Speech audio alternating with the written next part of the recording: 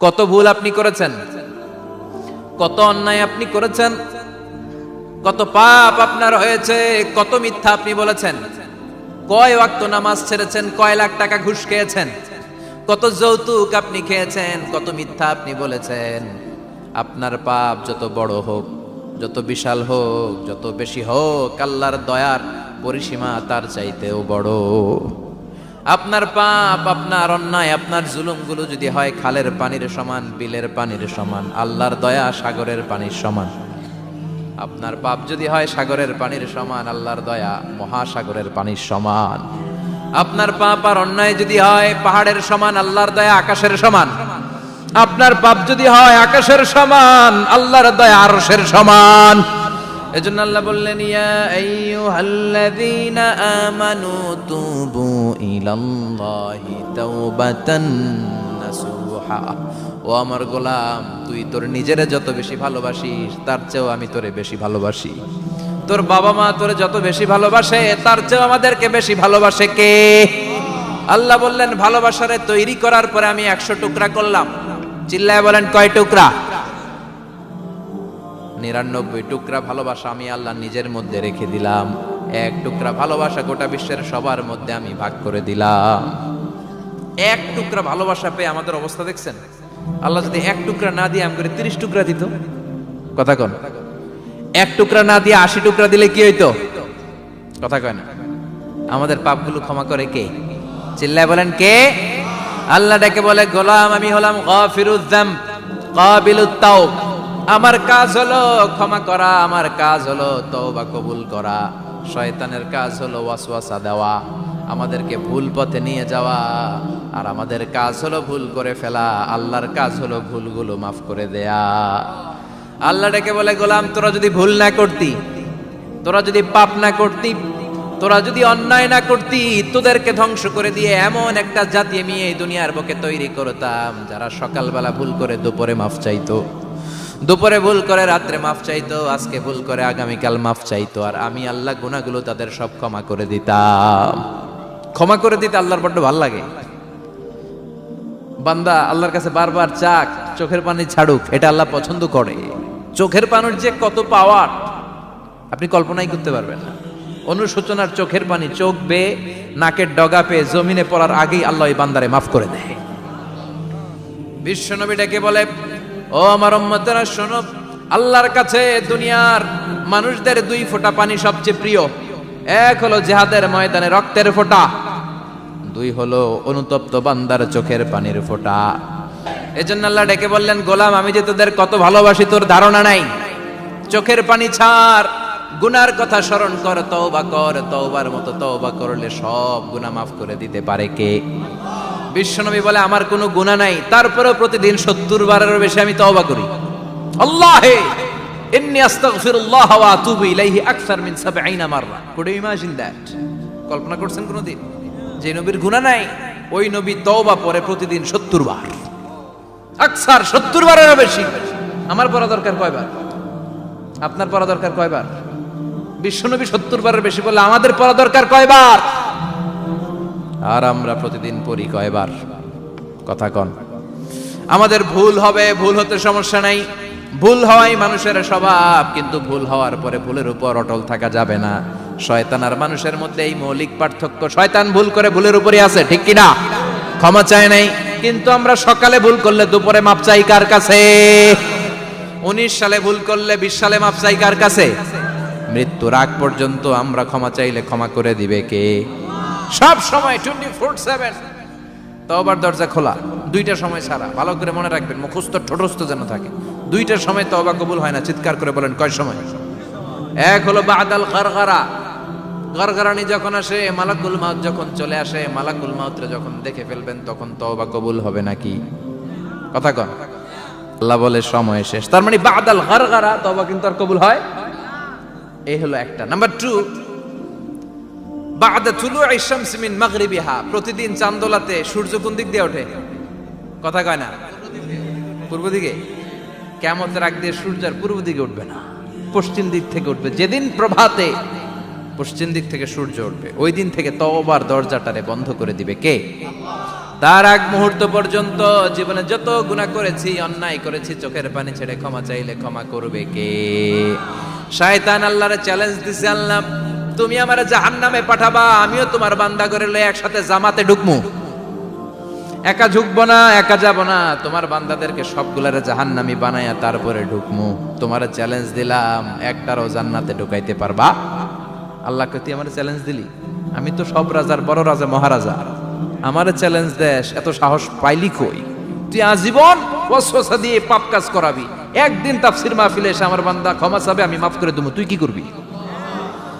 আজীবন অন্যায় করবে, আজীবন পাপ করবে, জুলুম করবে, একদিন চোখের পানি ছেড়ে আমার কাছে কান্নার মতো কান্না করলে আমি সব গুনাহ মাফ করে দেব। এজন্য আল্লাহ বললেন, ইয়া আইয়ুহাল্লাযীনা আমানু তুবু ইলাল্লাহি তাওবাতান নাসুহা। ভুল করেছো, তওবা করো, মাফ করবে কে? সাইয়েদনা আদম আলাইহিস সালাম ভুল করলেন, দুনিয়ায় এসে শত শত বছর কাঁদলেন, কিন্তু ক্ষমা হয় না। আল্লাহরে বললেন, আল্লাহ কি করলে ক্ষমা পাবো বলো? ফাতালাক্কা আদামু মির রাব্বিহি কালিমাতিন ফাতাবা আলাইহি। আল্লাহ বললেন, ও আদম, তোমারে কিছু কালেমা শিখায় দেই, এই কালেমাগুলো দিয়ে আমার কাছে দোয়া করো, ক্ষমা করে দেব। আল্লাহ শিখায় দিলেন, ও আদম, দুই হাত তুলে চোখের পানি ছেড়ে আমার কাছে পড়ো, রব্বানা, পড়েন, রব্বানা যালামনা আনফুসানা ওয়া ইল্লাম তাগফির লানা ওয়া তারহামনা লানাকুনান্না মিনাল খাসিরিন। এটা শিখাই দিয়েছিল আল্লাহ। আল্লাহ, আমি জুলুম করেছি, অন্যায় করেছি, ভুল করেছি, পাপ করেছি, তুমি যদি ক্ষমা না করো, ক্ষমা করার কেউ নাই, ঠিক কি না? আমরাও পাপ করলে এই দোয়াটা পড়ার দরকার আছে না নাই? 5টা শর্ত সাপেক্ষে আমাদের তওবা কবুল করবে কে? তওবা কবুল হওয়ার কিছু শর্ত আছে 5টা। কয়টা? চিৎকার মেরে বলতে হবে, তওবা কবুল হওয়ার শর্ত কয়টা? 1 নম্বরে হচ্ছে আল ইকরা, acknowledgement. You have to give the acknowledgement that you are the greatest sinner on earth. আপনাকে ঘোষণা দিতে হবে যে আপনি এই পৃথিবীর সবচেয়ে বড় পাপী।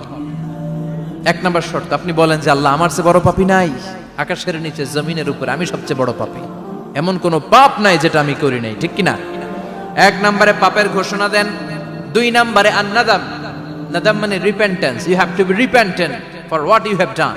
আপনাকে অনুতপ্ত হতে হবে, চোখের পানি ছাড়তে হবে, আল্লাহ আমি লজ্জিত, আল্লাহ আমি নাদান, আমি পিশাচ, আমারে মাফ করে দাও। তার মানে স্বীকার গেলেন কি অন্যায় করেছেন। 2 নম্বরে আপনি অনুতপ্ত হলেন। 3 নম্বরে স্টপ, যেই পাপ করতেছিলেন ওইটা থামান, stop what you have done, যেটা করতেছিলেন আগে থামান। আপনি সুদ খাইছেন, অনুশোচনা আসলো, মাফও চাইতেছেন, আবার সুদও খাইতেছেন, হবে?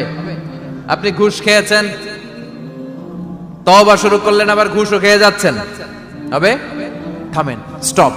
3টা গেল। 4 number, to hate what you have done, ঘৃণা করতে হবে, যে পাপটা করেছেন মন থেকে ওই পাপটাকে ঘৃণা করতে হবে। 5 নাম্বার শর্ত হচ্ছে to determine that you never repeat this sin again in your life. আল্লাহর ওয়াদা দেন, কমিটমেন্ট দেন যে আল্লাহ আমার জীবনে পারতপক্ষে এই পাপ জীবনেও করব না। চিৎকার করে বলেন ঠিক কিনা? তার মানে আপনি শিকার যান, তারপরে আপনি অনুতপ্ত হবেন, যে পাপ করেছেন থামিয়ে দিবেন, পাপটারে মন থেকে ঘৃণা করবেন, আর আল্লাহরে ওয়াদা দিবেন আল্লাহ আর করব না। এই 5টা শর্তের আলোকে তওবা করলে জীবনের সব গুনাহ মাফ করে দিবে কে? এজন্য আল্লাহ বললেন, ইয়া আইয়ুহাল্লাযীনা আমানু তুবু ইলাল্লাহি তাওবাতান নাসুহা। তওবার মতো তওবা করো, সব গুনাহ মাফ করতে পারে কে? তওবা করবেন তো? রাজি আছেন? কবে করবেন?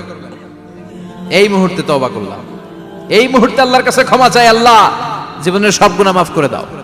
আমাদের দেশে তওবা করার জন্য হুজুর লাগে, কথা কন, পীর সাহেব হুজুর, বড় হুজুর, ছোট হুজুর, হাফেজ সাহেব লাগে না? হাফেজ সাহেব, ইমাম সাহেব, এদের ছাড়া নাকি তওবা হয় না। না, এটা ভুয়া কথা। আপনি অনুতপ্ত হন, আপনি চোখের পানি ছাড়েন, আপনি আপনার রবরে বলেন, ক্ষমা করে দিবে কে? ইমাম সাহেব আসতে হবে শর্ত না, পীর সাহেব হুজুর এসে হুজুরের হাতে হাত রেখে তওবা পড়তে হবে শর্ত না। আপনার রবরে ডেকে চোখের পানি ছেড়ে ক্ষমা চান, ক্ষমা করবে কে? আর প্রতিদিন শতবার পড়তে থাকবেন আস্তাগফিরুল্লাহ। আওয়াজ করে সবাই পড়েন আস্তাগফিরুল্লাহ, আরো জোরে পড়েন আস্তাগফিরুল্লাহ। বিশ্বনবী বলেন, মান লাজিমাল ইস্তিগফার জাআলাল্লাহু লাহু মিন কুল্লি দিকিন মাখরাজা। সব সময় ইস্তিগফারের সাথে যে লেগে থাকবে, রব্বুল আলামিন তারে 5টা জিনিস দিবে। কয়টা? কথা কন আরো জোরে, সবাই বলেন কয়টা? নাম্বার 1, জাআলাল্লাহু লাহু মিন কুল্লি দিকিন মাখরাজা। বিপদে পড়লে বিপদ থেকে উদ্ধার করবে কে? আমাদের তো কোনো বিপদ নাই না? আছে? কত বিপদ, হ্যাঁ? রাস্তাঘাটে দুর্ঘটনা হতে পারে, যে কোনো সময় ভূমিকম্পে পড়তে পারি, বজ্রপাত পড়তে পারে না, ঠেড়া পয়রা মানুষ নাই, আছে না নাই? এই বিপদ আপদ থেকে আপনারা রক্ষা করবে কে? যদি আপনি ইস্তেগফারের সাথে আঠার মতো লেগে থাকেন। কিসের সাথে? কথা বলেন। ইস্তেগফারের সাথে লেগে থাকতে পারলে 1 নাম্বার হচ্ছে বিপদে পড়লে আপনারে মুক্ত করে দিবে কে? 2 নাম্বার ওয়ামিন কুল্লি হাম্মিন ফারাজা, যে কোনো ধরনের টেনশন, হাইপার টেনশন থেকে বাঁচায় দিবে কে? আমাদের তো টেনশন মেনশন নাই না? আছে? লাইফ নিয়ে টেনশন, বাঁচার টেনশন, মরার টেনশন, ক্যারিয়ারের টেনশন, রাস্তাঘাটে যানজট এটার টেনশন, পুলিশের দৌড়ানি, র্যাবের দৌড়ানি, বাড়ির ভাড়া, গ্যাস বিল, বিদ্যুৎ বিল, ছেলে মেয়েদের লেখাপড়া, কত টেনশন। এই সব টেনশন থেকে আপনারে মুক্ত করে দিবে কে? 3 নম্বরে ওয়ারযুকহু মিন হাইসু লা ইয়াহতাসিব, এমন জায়গা থেকে আল্লাহ আপনার রিজিকের ব্যবস্থা করবে আপনি কল্পনাই করতে পারবেন না। সুবহানাল্লাহ পড়েন। 4 নম্বরে সবসময় ইস্তেগফার যদি পড়া হয়, আল্লাহর কোনো আযাব ওই বান্দার উপরে আসে না। ওমা কানাল্লাহু মুআযযিবাহুম ওয়া হুম ইস্তাগফিরুন।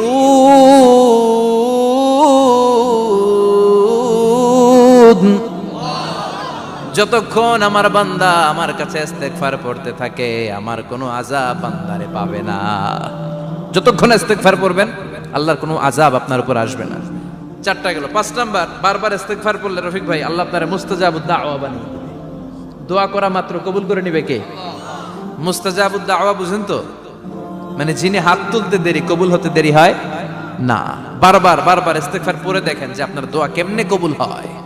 সবসময় ইস্তেগফার পড়লে আপনার দোয়াগুলোর এইভাবে কবুল করে নিবে কে?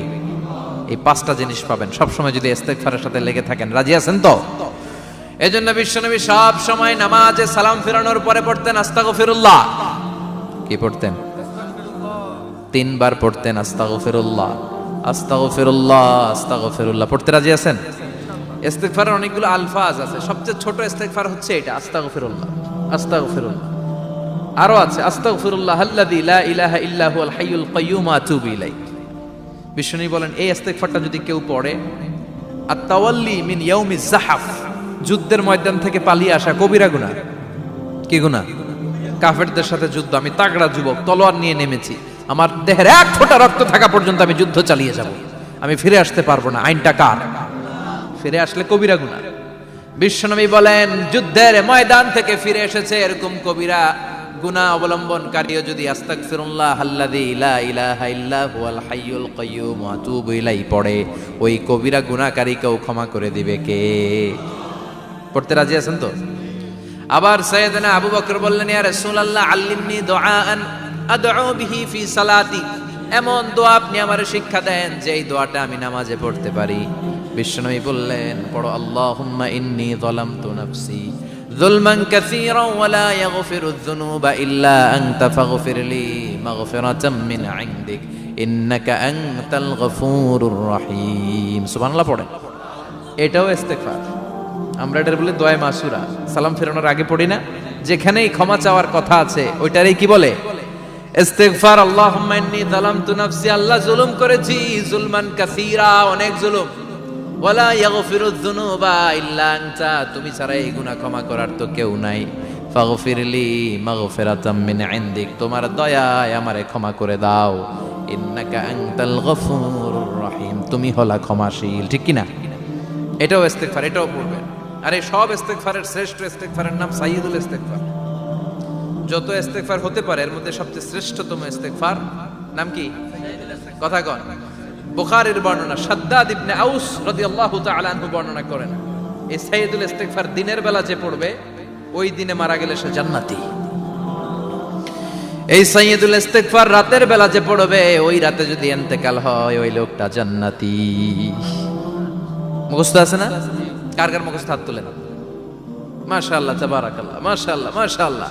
আর যাদের নাই তাদের হোমওয়ার্ক, তাদের আল্লাহুম্মা আনতা রাব্বি লা ইলাহা ইল্লা আনতা খালাকতানি ওয়া আনা আবদুক ওয়া আনা আলা আহদিকা ওয়া ওয়া'দিকা মাস্তাতা'তু আউযু বিকা মিন শাররি মা সানা'তু আবুউ লাকা বিনি'মাতিকা আলাইয়া ওয়া আবুউ লাকা বিযামবি ফাগফিরলি ফাইন্নাহু লা ইয়াগফিরুয যুনুবা ইল্লা আনতা। সুবহানাল্লাহ পড়েন। আজকে রাতে পড়ছেন, মারা গেলে জান্নাতি। চিল্লায় পড়েন না আল্লাহু আকবার। এজন্য বিশ্বনবী বলেন, আমার আগের গুনাহ মাফ, পরের গুনাহ মাফ, তারপরেও প্রতিদিন আমি 70 বার তওবা ইস্তেগফার পড়ি। আজকে থেকে পড়তে রাজি আছেন তো? বেশি বেশি ইস্তেগফার পড়া যাবে না? একটু প্রাণ খুলে, দিল খুলে আওয়াজ করে পড়েন তো আস্তাগফিরুল্লাহ। আর জোরে পড়েন আস্তাগফিরুল্লাহ। আবার সবাই পড়েন আস্তাগফিরুল্লাহ। সব সময় তওবা ইস্তেগফার যারা পড়ে তাদেরকে পছন্দ করে কে? সব সময় জিকির করে করে জিহ্বাটারে যারা ভিজিয়ে রাখে তাদেরকেও পছন্দ করে কে? আল্লাহ বলেন, ওয়াজকুর রাব্বাকা ফি নাফসিকা তাদাররুআন ওয়া খীফাতান ওয়া দুনাল জাহরি মিনাল কওলি বিল গুদুবি ওয়াল আসাল ওয়া লা তাকুম মিনাল গাফিলিন। সুবহানাল্লাহ পড়েন। আল্লাহ বলেন, ওয়াজকুর রাব্বাকা ফি নাফসিক, আল্লাহরে মনে মনে ডাকো। তাদাররুআন ওয়া খীফা, আল্লাহর জিকির করতে আল্লাহ বলেছেন ফি নাফসিক। বুঝতেছেন না অর্থ? ফি নাফসিকা, মনে মনে আল্লাহর জিকিরটা করো।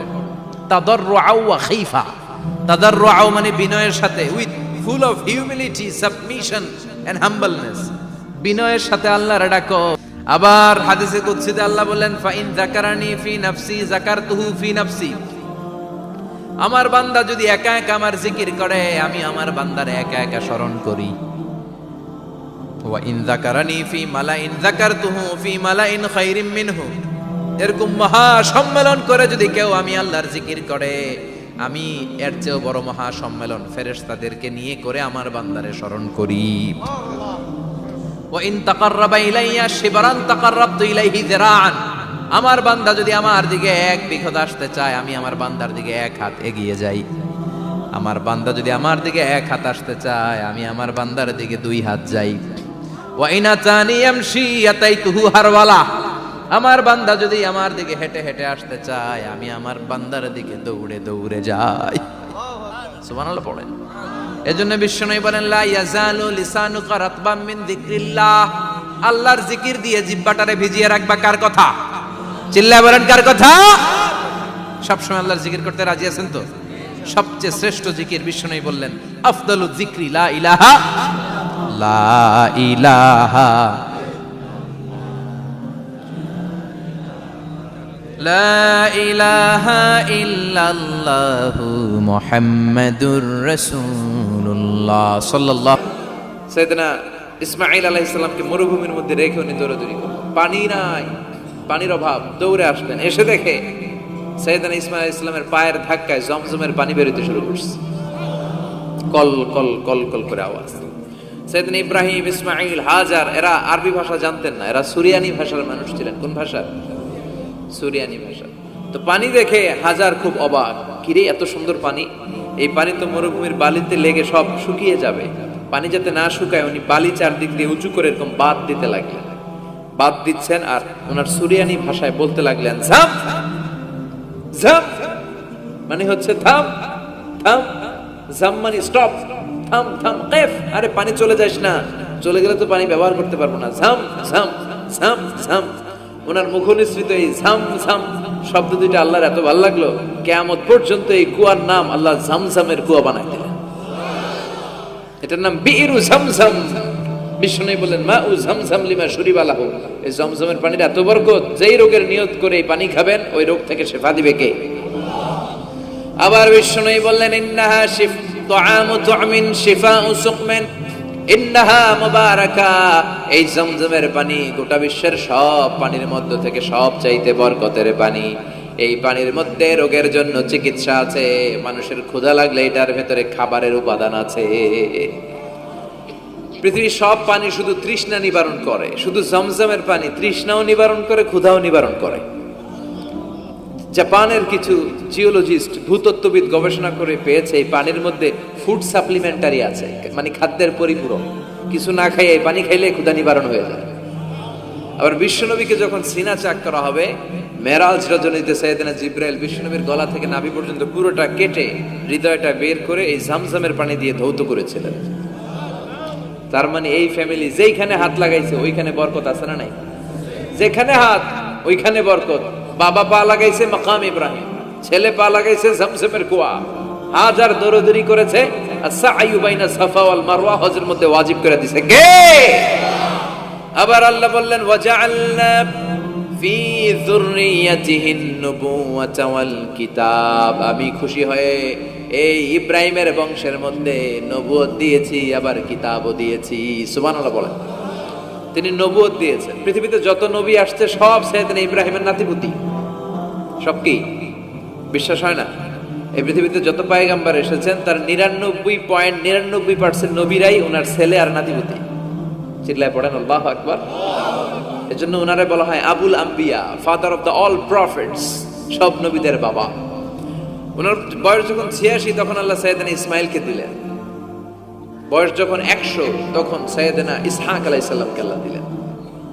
এইদিকে ইসমাইল, এদিকে সবাই বলেন এদিকে, এদিকে সবাই বলেন এটা এটা ইসহাক। পৃথিবীতে যত নবী এসেছে সব ইসহাকের চ্যানেলে এসেছে। এই সাইয়েদনা ইসহাক আলাইহিস সালামের চ্যানেলে এসেছে। সাইয়েদনা ইসমাইলের চ্যানেলে নবী নাই, কোন নবী নাই, নবী ছাড়া চ্যানেল। আর এখানে যত হাজার হাজার লক্ষাধিক নবী এসেছে সব নবী ইসহাক আলাইহিস সালামের চ্যানেলে যারা এসেছে সব নবীরা অন্যান্যদেরকে বলে যাইতো, তার উম্মতকে বলে যেত যে সবশেষে একজন নবী আসবে, তিনি হবেন সর্বশ্রেষ্ঠ নবী, তিনি হবেন সর্বশ্রেষ্ঠ নবী। তো এদের এই চ্যানেলে এত নবী, এরা ভাবছে ওই সর্বশেষ নবীটাও এদিক দিয়েই আসবে। কিন্তু আল্লাহ হাজার হাজার লক্ষ নবী এই চ্যানেলে পাঠালেন, কিন্তু সর্বশেষ নবীটা এখানে পাঠালেন না। সর্বশেষ চ্যানেলের নবীটা আল্লাহ এই চ্যানেলে পাঠাই দিলেন। সর্বশেষ নবীটা সাইয়েদনা ইসমাইলের চ্যানেলে এসেছে। এজন্য ওরা হচ্ছে বানি ইসরাইল আর আমরা হচ্ছি বানি ইসমাইল। সুবহানাল্লাহ পড়বেন না? উনার ধর্ম, উনার চেইন থেকে ইহুদিবাদ, খ্রিস্টবাদ, ইসলাম, এই তিন ধর্মের জন্ম। ইহুদিবাদও আল্লাহর দেয়া ধর্ম, খ্রিস্টবাদও আল্লাহর দেয়া ধর্ম, কিন্তু আল্লাহর দেয়া শরীয়তের উপর ওরা অবশিষ্ট থাকে নাই, থেকেছে শুধু ইসলাম। ঠিক কিনা? এজন্য আমরা প্রত্যেক নামাজে পড়ি গায়রিল মাগদুবি আলাইহিম ওয়ালাদ-দাল্লিন। ও আল্লাহ, গায়রিল মাগদুব, যাদের উপর তোমার রাগ ক্রোধ, তাদের পথ আমরা চাই না, ওরা হলো ইহুদিরা। ওয়ালাদ-দাল্লিন, আর যারা ভ্রষ্ট তাদের পথও চাই না, এরা হলো নাসারারা। তিন ধর্মের গোড়া সাইয়েদনা ইব্রাহিমের সাথে লেগেছে। এজন্য এই তিন ধর্মকে একসাথে বলে কম্পারেটিভ রিলিজিয়ন, তুলনামূলক ধর্মতত্ত্বের ভাষায় অ্যাব্রাহামেটিক ফেইথ। কি বলে? অ্যাব্রাহামেটিক ফেইথ বলে। এজন্য ওনাকে বলা হয় আবুল আম্বিয়া। সব নবীরা এই চ্যানেলে এসেছে, তার মানে সব নবী সাইয়েদনা ইব্রাহিমের নাতিপুতি। আবার এই প্রতিটা নবীর জন্য আল্লাহ তাআলা আকাশ থেকে কিতাব নাজিল করেছেন। চিল্লায় বলেন ঠিক কিনা? আল্লাহ বলে ইব্রাহিম তোমারও আমি কিতাব দিলাম। সাইয়েদনা ইব্রাহিম আলাইহিস সালামের উপর কিতাব আছে না নাই? ওই কিতাবের নাম কি? কে পারে? ইন্না হাযা লাফিস সুহুফিল উলা সুহুফি ইব্রাহিম ওয়া মূসা। সুহুফি ইব্রাহিম, সাইয়েদনা ইব্রাহিমকে আল্লাহ তাআলা সহিফা দান করেছেন। চিল্লায় পড়েন আল্লাহু আকবার। আবার এই নবীর নামে আল্লাহর কোরআনে একটা সূরা আছে না নাই? কথা কন, কি নাম সূরা? সূরা আলিফ লাম রা। কিতাবুন আনজালনাহু ইলাইকা লিতুখরিজান নাসা মিনাল যুলুমাতি ইলান নূর। সুবহানাল্লাহ পড়েন। আলিফ লাম রা। I have revealed this holy and sacred book unto you in order to lead the mankind out of darkness into the light. ও নবী, আমি এই কিতাবকে আপনার কাছে পাঠিয়েছি অন্ধকারাচ্ছন্ন মানুষগুলোকে অন্ধকার থেকে আলোর দিকে নিয়ে যেতে। এই কোরআনের ভেতরে আলো আছে না নাই? সবকিছুর সমাধান আছে না নাই? সমাধান চাও যদি জীবনে মরণে, ফিরে যাও খুঁজে নাও, চোখ রাখো কোরআনে। সুবহানাল্লাহ পড়েন। চোখ রাখবেন কোথায়? নাকি মোবাইলে, না টিভিতে, না এটিএন বাংলার পর্দায়? আসিতেছে আগামী শুক্রবার রঙিন পর্দায়, চোখ রাখুন এটিএন বাংলায়। এটিএন বাংলায় চোখ রাখবেন। কই রাখবেন? সমাধান চাও যদি জীবনে মরণে ফিরে যাও, খুঁজে নাও চোখ রাখো কোরআনে, ঠিক কি না? If you want the solution this dunya and akhira, go back, have a look to the holy Quran. সুবহানাল্লাহ পড়েন। কি নবী আল্লাহ বানালেন, ওই নবীর নামে আল্লাহ একটা সূরা দিলেন। আবার আল্লাহ বললেন, ও দুনিয়ার মুসলমানেরা শোনো, তোমাদেরকে মুসলমান বলে নাম করেছে সাইয়েদনা ইব্রাহিম, ঠিক কি না? আবার এই নবী সাধারণ কোন নবী নয়, এই নবী হলো তোমাদের জাতির পিতা। আমাগো জাতির পিতা কেডা? কথা কর আরো জোরে, সবাই মিলে বলেন, মিল্লাত আবিকুম ইব্রাহিম হুয়া সাম্মাকুমুল মুসলিমিন। মিল্লাত আবিকুম ইব্রাহিম, তোমাদের জাতির পিতার নাম, আমাদের জাতির পিতার নাম ওয়া সাম্মাকুমুল মুসলিমিন, তিনিই তোমাদেরকে মুসলমান নামকরণ করেছে। আবার আল্লাহ বললেন, আসলিম ইব্রাহিম, তুমি সবাইরে মুসলমান বানাও, আগে নিজে মুসলমান হও। আসলিম ক্বালা আসলামতু লিরাব্বিল, ও ইব্রাহিম তুমি মুসলমান হও বলার সাথে সাথে ইব্রাহিম বলে, আল্লাহ দেরি নাই, আমি মুসলমান হয়ে গেলাম। ইহুদিরা দাবি করতো সাইয়েদনা ইব্রাহিম নাকি ইহুদি, নাউজুবিল্লাহ পড়বেন না? খ্রিস্টানরা দাবি করতো সাইয়েদনা ইব্রাহিম নাকি খ্রিস্টান। আল্লাহ বলে, মা কানা ইব্রাহিম ইয়াহুদিয়াও ওয়ালা নাসরানিয়াও ওয়ালাকিন কানা হানিফাম মুসলিমা। আল্লাহ বলে, আমার ইব্রাহিম ইহুদি নয়, আমার ইব্রাহিম খ্রিস্টান নয়, আমার ইব্রাহিম পাক্কা মুসলমান। হানিফান মুসলিমা, পাক্কা মুসলমান, ওনার ইসলামে কোনো সন্দেহ। এজন্য আল্লাহ খুশি হয়, ওনার একটা উপাধি দিলেন, উপাধিটা হলো লা হালিম। ইন্না ইব্রাহিম লা হালিমুন আওয়াহুম মুনিব, আমার ইব্রাহিম সহনশীল, আমার ইব্রাহিম ভদ্র। সুবহানাল্লাহ বলেন। আমাদের বাংলাদেশে আমাদের মুসলমানদের মধ্যে এটার সবচেয়ে বড় অভাব, সহনশীলতা আমাদের নাই। কথা কর, নিজে যেটা বুঝি ওইটাই। আমি তাবলীগ করি, আমি মনে করি আমি হক, বাকি সব বাতিল। এই সমস্যাগুলো বাগেরহাটে আছে না নাই? হ্যাঁ, আমি যদি জামাত ইসলাম করি, আমি মনে করি আমি হক, বাকি একটা দলরও আমি হক বলতে চাই না। আছে না এরকম? আমি আহলে হাদিস, সো আমি হক, আর বাকি যা আছে সব বাতিল। আমি কওমি, তো আমি ভালো, আলিয়া সব খালিয়া। কথা কর। আবার আমি আলিয়া, আমি ভালো, কওমিয়া সব শেষ। এই ঠেলা ঠেলে এই দেশে আছে না নাই? এক ইসলাম, এক নবী, এক কোরআন, এরপরে সহনশীলতা নাই। সে অন্য নেশাবে পড়ুক, সে অন্য মতদর্শের হোক, সে তো আমার ভাই। সবচেয়ে বড় পরিচয়, সেও মুসলিম, আমিও মুসলিম। এই চিন্তাটুকু নাই। আল মুমিনুনা ইখওয়া, ব্রাদারহুড, ভ্রাতৃত্বের এই বন্ধনটা আমাদের মধ্যে নাই। আমরা একে অপরকে গালিগালাজ করতে দেরি করি না, একটু চিন্তা করি না। কাফের বলে ফতোয়া দিতেও দেরি করি না। কথা কন, ফতোয়া আছে না নাই? কয় তুই কাফের 10 কারণে, তুই কাফের 20 কারণে, তোর দাদা কাফের, তোর নানা কাফের, তোর পীর সাহেব হুজুর কাফের, আছে না নাই?